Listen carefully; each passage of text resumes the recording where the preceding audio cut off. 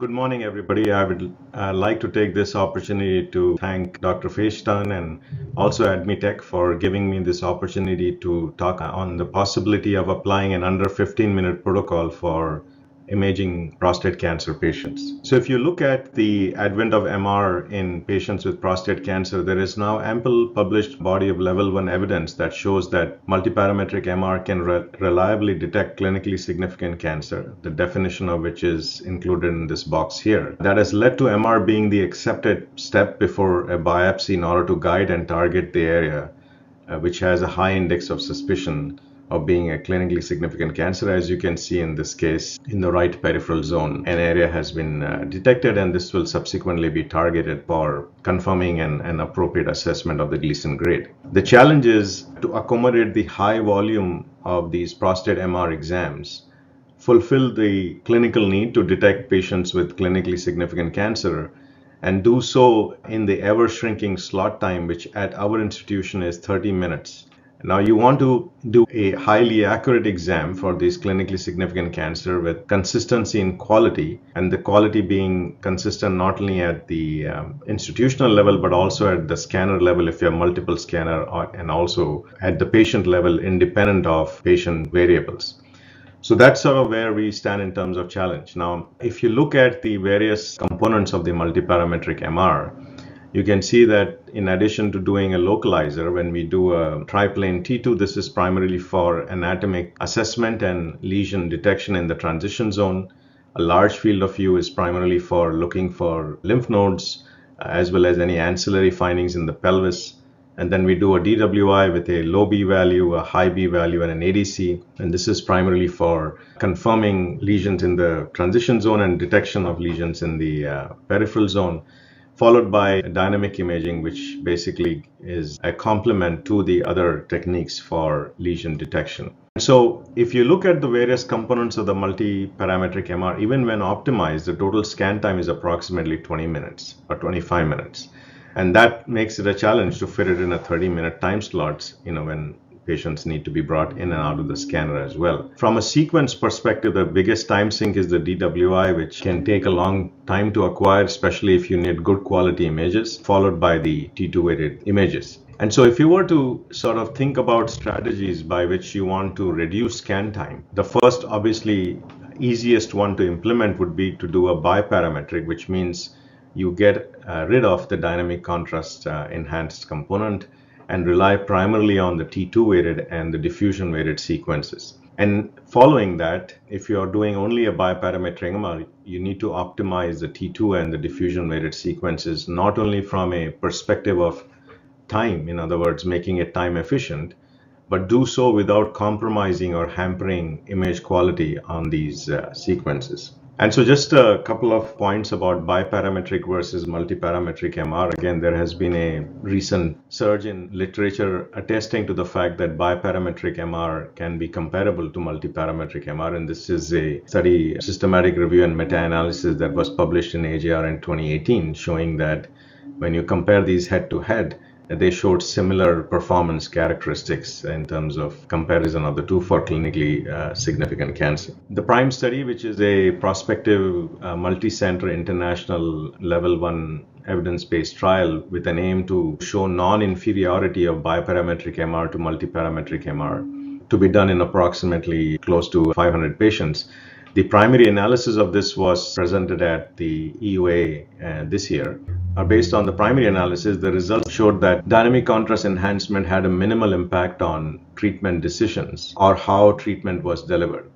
If you also compared the primary efficacy parameters of sensitivity, specificity, positive and negative predictive value between these two, you see that there is very little difference comparing the bi-parametric to multi-parametric approach. And so what they summarized was bi-parametric MR had showed no difference in detection of the clinically significant or insignificant cancers. There was no increase in the number of biopsies, no difference in specificity or false positives, and minor differences in treatment eligibility decisions and treatment planning. Obviously, the big advantage is you are not giving any contrast and there is a time saving that happens. So if one makes a case for using bi-parametric MR, again, that implies that you're using T2 and diffusion weighted sequence, and one needs to make sure that these are optimized not only from a timing perspective, which means you want to make them as short as possible, but also from a resolution perspective, you want to have as high a resolution as possible. Now, if you look at this eternal triangle of truth, you cannot get increased resolution without compromising imaging time. In other words, if you want higher resolution, you have to increase your image time, or if you want to reduce image time, you have to dilute your resolution. And so this is sort of the balancing act that we constantly play when we are trying to optimize our parameters. Now, with the advent of deep learning and AI and deep learning based algorithms in image acquisition and reconstruction, we can now have our cake and eat it too. In other words, we can have increased resolution without significantly compromising on the imaging timing. And just to show you the application of these DL algorithms, if you look at with conventional imaging, if you try and increase the speed and acceleration, you can see that the image has a significant amount of noise. Whereas if you apply these deep learning based algorithms, you see that you get the necessary resolution in a shortened time without compromising image quality. And when you translate this to the prostate, especially looking at the T2 weighted sequences, which are done in 3 different planes, you see that you can acquire images in a minute or less without significantly compromising image quality. So that is a significant gain in terms of resolution, as well as not compromising the image quality in terms of timing. So you get time gains as well as enhanced resolution. And so you can do all your 3 planes, whether oblique or not, without compromising image quality, and get very good quality images in a relatively short duration. In addition to applying these DL-based algorithms, one also has to be mindful that, remember, we only have the T2 and DWI for the bi-parametric approach. So we not only have to get good resolution in a short time, but we also need to make sure that the images are sharp and provide the necessary contrast to noise. And one element of optimization that can be undertaken is to optimize the echo spacing. When you optimize your echo spacing, in addition to the deep learning, you get sharper image quality, as you can see when you compare with standard echo spacing. And this is, depending on which vendor you're using, may require a little bit of digging into the sequence tree, but it's worthwhile in terms of spending the time, because clearly there is a marked improvement in image quality. Applying these deep learning algorithms to DWI also helps, because as with conventional high B value images, you can see that you're able to get similar image quality with 50% scan time reduction. And again, this is a significant gain because, as I mentioned earlier, one of the big time sinks in a prostate imaging protocol is the DWI. So if you are able to bring the scan time down by half without losing image quality, that is a big gain for us. Here is another example looking at an anterior vision in the peripheral zone. Again, similar image quality, 50% scan time reduction. One other way of enhancing image quality with DWI, as you all know, that we primarily rely on the high B value, which typically is in the order of 1600 to 2000. And at this high B value, you can have images that are signal poor and have a lot of noise. So if you use conventional algorithms to generate these high B value images, you can get significant amount of noise. Whereas using some kind of complex average algorithms, you are able to reduce this noise. So these are also available, which in addition to the DL may allow you for getting better image quality in terms of optimizing it from a reduction in noise and enhancing the delineation of the primary lesion. Just to summarize, if you are using a bi-parametric approach, for the T2 weighted images, the DL or deep learning algorithms allow us to get enhanced image quality without compromising on imaging time. And so also with the DWI, it definitely helps with acquisition time without diluting image quality.